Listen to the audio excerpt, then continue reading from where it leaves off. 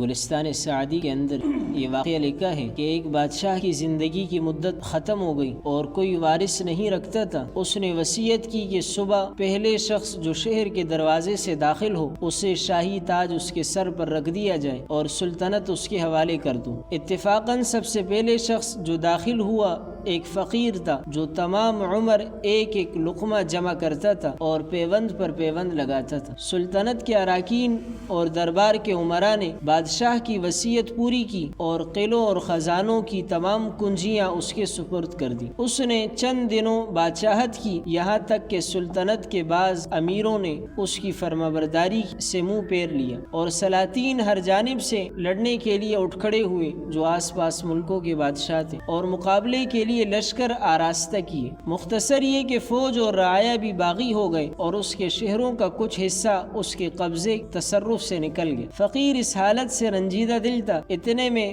اس کا ایک پرانا دوست جو فقیری کے زمانے میں اس کا ساتھی تھا سفر سے واپس آیا اور اس کو ایسے مرتبے پر دیکھا تو کہا، خدائے بزرگ و برتر کا احسان ہے کہ تیرے بلند نصیب نے تیری مدد کی اور اقبال اور زمانے نے رہبری کی اور تیرا پھول کانٹے سے اور کانٹا پاؤں سے نکل گیا۔ بے شک سختی کے بعد آسانی ہے۔ جب اسے بادشاہت ملی اور بادشاہت ملنے کے بعد اس کا ایک پرانا فقیر دوست اس سے ملنے آیا اور اسے اس مقام پر دیکھا تو بڑا خوش ہوا کہ اللہ نے آپ کو بہت بڑا مقام عطا کیا، کہاں فقیری اور کہاں بادشاہت۔ تو اس بادشاہ دوست نے کہا کہ اے عزیز، مجھے تعزیت کے الفاظ کہہ، یہ مبارکبادی کا مقام نہیں ہے۔ جب تم نے دیکھا تھا مجھے ایک روٹی کا غم تھا اور اب ایک جہان کا غم ہے۔ تو انسان دو قسم کے لوگ ہیں، ایک وہ طبقہ ہے کہ جنہیں اللہ نے مال دولت سے نوازا اور ایک وہ طبقہ ہے کہ جنہیں اللہ نے مال دولت سے نہیں نوازا۔ یہ دونوں طبقے آزمائش میں ہیں۔ جنہیں مال دولت اللہ نے دی وہ بھی آزمائش میں، جنہیں اللہ نے مال دولت نہیں دی وہ بھی آزمائش میں۔ لیکن سب سے بڑی آزمائش ان لوگوں پر ہے کہ جنہیں اللہ نے مال دولت دی اور جسے جتنی زیادہ دی وہ اتنا زیادہ جو ہے نا آزمائش میں پڑے۔ تو مال دولت کا ہونا یہ کمال نہیں ہے، ایمان کا ہونا کمال ہے۔ کبھی اپنے پرانے کپڑوں کو دیکھ کر ہم مایوس نہ ہوں، بلکہ ہماری نظر اپنے کپڑوں پر نہیں بلکہ اپنے سینے پر، اپنے دل پر۔ جب کبھی ہم دنیا سے مایوس ہو جائے اور تنگ دستی اور غم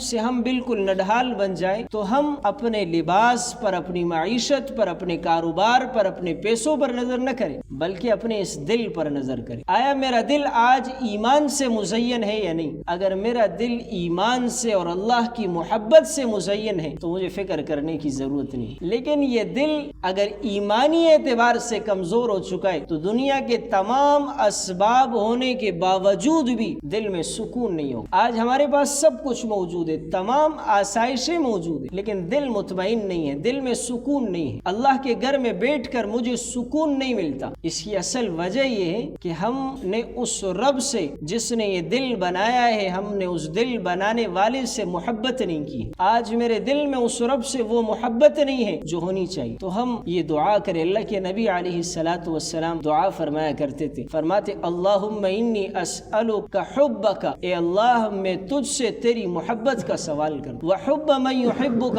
اور اے اللہ میں تجھ سے ان لوگوں کی محبت کا سوال کرتا ہوں جو تجھ سے محبت کرتے۔ تو ہم یہ دعا پڑھتے رہیں اور اللہ کی محبت مانگے۔ اللہ رب العزت سے دعا ہے کہ عمل کی توفیق۔